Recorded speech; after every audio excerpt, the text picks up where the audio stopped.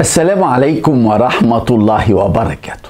الفوز السعودي العظيم على الأرجنتين 2-1 في كأس العالم في قطر أمس عمل صحوة شعبية لجماهير كرة القدم المصرية على الإنترنت، صحوة ضد الفساد والانحراف والفشل لاتحاد كرة القدم المصري. رد الفعل على الصحوة الجماهيرية الرائعة جه سريع جدا جدا جدا وإيجابي جدا جدا جدا. ومن مين؟ من الرئيس السيسي. الرئيس السيسي قرر التدخل بنفسه في ملف فساد كرة القدم المصرية وعطى تعليمات في منتهى السرعة. ما شاء الله. السيسي استجاب للنداء اللي وجهته له من أسبوع قبل وبعد مباراة مصر وبلجيكا الودية في الكويت. الرئيس السيسي عطى تعليمات مباشرة وصارمة لأشرف صبحي وزير الشباب والرياضة لتشكيل لجنة تحقيق سريعة وشفافة ومن أعلى مستوى مع اتحاد كرة القدم في المخالفات المالية اللي حصلت في رحلة الكويت لماتش مصر وبلجيكا، بداية من التعاقد المالي المخزي جدا اللي يهز ويقلل من قيمة وسمعة مصر. وأكيد في فلوس تحت الطاولة في الموضوع ده، إنما التعاقد إن مصر تاخد $250,000 من المباراة اللي إيراداتها تجاوزت $10 مليون، يعني مصر بتاخد 2.5%. تخيل، شيء لا يصدقه أحد. 2.5% لمصر، بالإضافة للسفر الجماعي لكل مجلس إدارة اتحاد الكورة واللجان وقرايبهم وأصحابهم واللي معدي قدام الاتحاد، وتأجير طائرة خاصة بمبلغ ضخم جدا لرحلة الأعضاء وقرايبهم وأصحابهم، بالإضافة لعدد من المهازل الأخلاقية من مسؤولي البعثة وطلباتهم الزيادة من الجانب الكويتي. ده غير طبعا اللي عمله وليد العطار من ضغط على الاتحاد الكويتي عشان ينظم مباراة بين الزمالك والكويت على كأس السوبر. يا ترى وليد العطار أس الفساد هيتعاقب؟ يا ترى اللي هرب من إدانة لجنة إخفاء خطاب الكاف للأهلي هيتعاقب؟ سؤال كده بسرعة بالمناسبة، يعني ادي تحقيق اهو. ايه اخبار التحقيق العاجل اللي عمله المجلس الاعلى للاعلام من 10 ايام وهتهد بيه الدنيا في قناة الزمالك ومرتضى منصور؟ حد عارف؟ ابقوا قولوا لي. وبالمناسبة ايه اخبار الحكم القضائي اللي صدر يوم 10 اغسطس من 101 يوم بسجن مرتضى منصور رئيس نادي الزمالك شهر؟ يا ترى تنفذ ولا كل سنة وانتم طيبين؟ عموما نروح ونفضل مع مرتضى. وقلت لكم من اكتر من اسبوع ان مرتضى منصور بيكذب كذب واضح جدا، انه بيقول كل حسابات الزمالك في البنوك موقوفة ومحجوز عليها.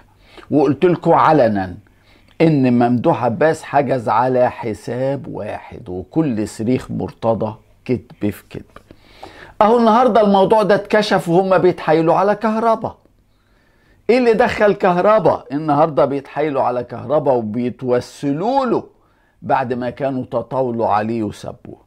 بيتصلوا بكهربا بيقولوا له عشان خاطرنا، عن طريق المحامي، الاتصال عن طريق المحامي، عشان خاطرنا احنا مستعدين نقسط لك الفلوس اللي عليك.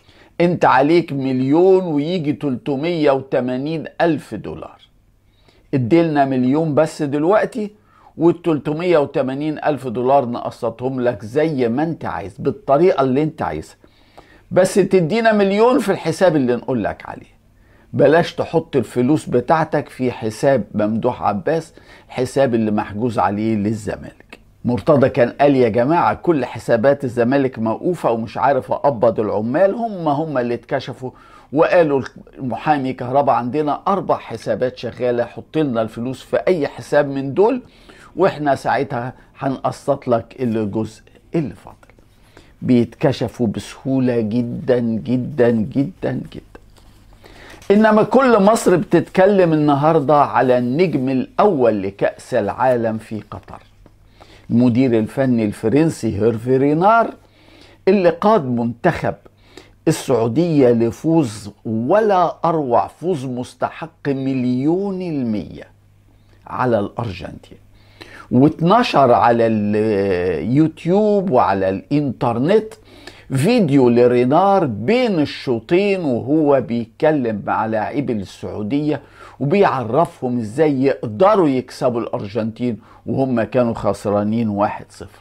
نموذج للمدير الفني الجبار، الجبار فعلا فعلا فعلا. قبل ما احكي لكم حكايتي انا مع هيرفي رينار، اقول لكم ان هيرفي رينار كان مرشح لتدريب منتخب مصر 3 مرات.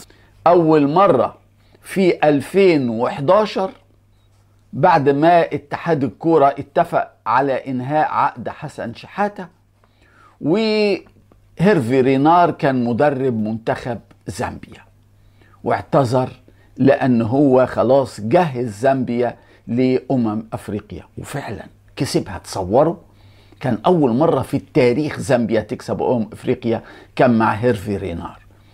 راحوا له تاني 2015 بعد ما كسب أفريقيا مع ساحل العاج، والمرة دي ما اتفقوش لأن كان طلباته المالية كبيرة. راحوا له 2018 أو 2017 ولكن اختاروا أجيري. يوميها حازم إمام مع هاني أبو ريدة اتفقوا على انهم يجيبوا أجيري الفاشل. 3 مرات هيرفي رينار يتعرض على منتخب مصر، تصوروا. واحنا جبنا أجيري وجبنا كيروش وجبنا فلافل وجبنا. احنا متعودين على الفشل وبنحب الفشل. طبيعة اتحاد الكرة المصري يحب الفشل. هيرفي رينار في ال3 مرات اللي تفاوض مع منتخب مصر كان رأي المسؤولين عن الكرة المصرية وعلى رأسهم هاني أبو ريدة ده راجل مغرور. هيرفي رينار راجل مغرور وما بيسمعش كلام حد. هيرفي رينار بيعتز بنفسه زيادة عن اللزوم وده ما يلزمناش. على فكرة، أيام ما كان لسه في مصر إعلام رياضي محترم في 13 مارس 2010 من 13 سنة، 12 سنة و9 شهور بالظبط، كان الفرنسي هيرفي رينار المدير الفني لمنتخب زامبيا ضيفي على الهوا في ظلال وأضواء في استوديو الإنتاج الإعلامي لحلقة لمدة ساعة على الأقل. في مارس 2010 ما كانش كسب أفريقيا مع زامبيا، كسبها بعدها بسنتين 2012، وطبعا ما كانش كسب أفريقيا مع ساحل العاج 2015، وما كانش كسب الأرجنتين، الكلام ده في آخر 12 سنة. قابلته من 13 سنة حلقة ساعة، كانت أول ظهور لي في التاريخ على شاشة مصرية، بس من فضل الله العبد لله كان شايف فيه مدرب عبقري. استضفته قبل ما أي حد يعرفه، قبل ما حد في مصر أو في العالم يقول هيرفي رينار ده مدرب عبقري. من 13 سنة استضفته، قلت للجمهور يوميها ان ده مدرب عبقري وان ده هيكون ليه شأن كبير كبير كبير. الحمد لله يوميها اتكلمنا عن تتويج مصر بطلة لإفريقيا سنة 2010، ويوميها قال بكل الوضوح أحب العمل في مصر. امبارح للأسف التحكيم المصري الفاسد قتل سلة الأهلي في أول مباراة في نهائي الدوري المرتبط. تحكيم مذري بمعنى الكلمة، تحكيم بيشوف الهمسة فاول للاتحاد وما يشوفش الضربة فاول لصالح الأهلي. ساعدوا الاتحاد يكسب الأهلي 88-76. لكن بفكركم، طول ما هم بيعملوا كده السلة المصرية على صعيد المنتخب هتبقى 0. هنفضل 0 في السلة زي ما هنفضل 0 في الكورة، زي ما بقينا 0 في الكرة الطائرة. طول ما الاتحادات المحلية بتظلم الأهلي بالشكل الفاجر ده عن طريق الحكام، ما تنتظروش أي خير من المنتخبات المصرية. وقعدوا اتفرجوا على منتخب السعودية بيتألق، منتخب تونس بيتألق، وهكذا. هتقعدوا تتفرجوا على الفرق العربية والإفريقية بتتألق وإحنا ولا حاجة. بس قبل ما أنهي الموضوع ده عايز أقول لكم إن أنا بقالي يومين بصرخ وبقول إن حكام مصريين لماتش الأهلي والاتحاد يساوي هزيمة الأهلي، لأن الحكام اللي بتظلمك في الكورة بتظلمك بتعليمات، فالتعليمات دي مش هتسيبك تكسب السلة، هتمشي لغاية السلة كمان وتمشي للكرة الطايرة. بكرة المباراة التانية بين الأهلي والاتحاد في نهائي الدوري المرتبط، استحالة ممكن يجي حكام أجانب لماتش بكرة، خلاص فات الوقت، وقت قصير جدا، لا يمكن تقدر تجيب حكام أجانب. بطولة وعدت، بطولة وراحت، بس لازم نتعلم منها. إذا كنت عايز تكسب في كرة السلة البطولات المحلية، إذا كنت عايز تكسب، ممكن ما تكونش عايز تكسب، ممكن يكون الإدارة شايفة إن المشاركة بس هي المهم، خلاص يبقى وجهة نظر الإدارة هنحترمها ونحطها على راسنا. إنما لو الإدارة شايفة إنها عايزة تكسب الدوري العام أو كأس مصر لكرة السلة، يبقى من دلوقتي أي ماتش للأهلي ضد الزمالك، أي ماتش للأهلي ضد الاتحاد، يجي حكامك. ده لو عايز تكسب، لو مش عايز تكسب خلاص سيب لهم البطولات دي اللي هي أساسا ما تهمش حد. امبارح في كأس العالم حدثين مهمين قوي قوي قوي قوي. في ماتش فرنسا واستراليا اللي فرنسا كسبت 4-1، كان الحكم فيكتور جوميز الجنوب افريقي. فين حكامنا المصريين؟ احنا قعدنا فرحانين اسبوع بالحكم ابراهيم نور الدين عشان راح حكم ماتش ودي للارجنتين في الامارات، تخيل. بس طلع نحسه ونحس الارجنتين ونحس ميسي. احسن حاجه عملها ان احنا بعتنا النحس ده. امبارح حارس مرمى المكسيك جيرومو اوتشوا اللي بيلعب 5 كاس عالم في تاريخه، نجح انه يصد بينالتي من ليفاندوفسكي البولندي هداف العالم الاول. اوتشوا اللي وقف ليفاندوفسكي عجز تماما انه يوقف محمد ابو تريكة. اوتشوا ده كان حارس مرمى نادي امريكا المكسيكي، امريكا كلوب، في مباراة الثالث والرابع في كأس أندية العالم في اليابان سنة 2006، أمريكا كلوب ضد الأهلي. يومها الأهلي كسب أمريكا 2-1.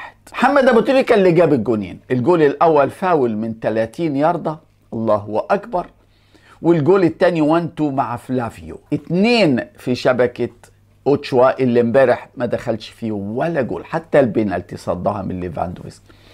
2006 افكركم ابو تريكة اللي مشرفنا في تحليل كاس العالم في قطر، افكركم ابو تريكة يوميها جاب 3 اهداف وتصدر قائمة الهدافين وخد الحذاء الذهبي لهداف كاس العالم للاندية 2006. على فكرة عارفين كان مين بيلعب في كاس العالم دي اللي ابو تريكة خد هدافها؟ رونالدينيو، انيستا، تشافي، ادريانو، ديكو، كل دول كانوا في كاس العالم للأندية اللي أبو تريكة خد الهداف بتاعها. ما شاء الله ما شاء الله على أبو تريكة. بالمناسبة ملعب لوسيل اللي شاف ماتش امبارح للسعودية والأرجنتين اللي كانوا افتتح بفوز الهلال على الزمالك، امبارح شهد حضور 88 ألف متفرج. مباراة السعودية والأرجنتين رقم قياسي تاريخي. طبعا جائزة أحسن لاعب في المباراة ذهبت للحارس السعودي محمد العويسي ويستحقها عن جدار. بس عايز أفكر الأهلاوية بحاجة، محمد العويسي ده كان حارس مرمى الهلال في مباراة الهلال والأهلي في الثالث والرابع كأس أندية العالم 2022 في الإمارات. محمد عويس شال 4 أهداف، 2 من ياسر إبراهيم لازم يقعد يعمل حفلات على الجونين اللي جابهم في العويس اللي محدش قدر يهز شباكه غير بينالتي لميسي. 2 من ياسر، و1 من أحمد عبد القادر، وشوطة من آخر الدنيا من عمرو السولية. بالمناسبة كمان مش كده وبس، 7 من لاعبي منتخب السعودية اللي كسب الأرجنتين امبارح 2-1 في مباراة للتاريخ، يمكن أقوى مباراة في تاريخ العرب. 7 من اللي كسبوا الأرجنتين كانوا في فريق الهلال اللي خسر من الأهلي 4. 7 من اللي كسبوا الأرجنتين قدام الأهلي خسروا 4. محمد العويس وياسر الشهراني نتمنى له كل السلامة والشفاء، وسعود عبد الحميد ومحمد كانو وسالم الدسري اللي جاب الجول الثاني هدف الفوز، وسلمان الفرج اللي بنتمنى له الشفاء والسلامة، ومحمد البريك اللي نزل احتياطي. 7 من نجوم السعودية اللي فازوا على الأرجنتين 2-1 في كأس العالم كانوا مع الهلال ضد الأهلي لما الأهلي رفع راية مصر وعلم مصر وكسب الهلال 4-0. وطاب صباحكم. السلام عليكم. لا تنسوا الاعجاب بالفيديو والاشتراك في القناة تشجيعا لنا لنستمر بنشر المزيد إن شاء الله.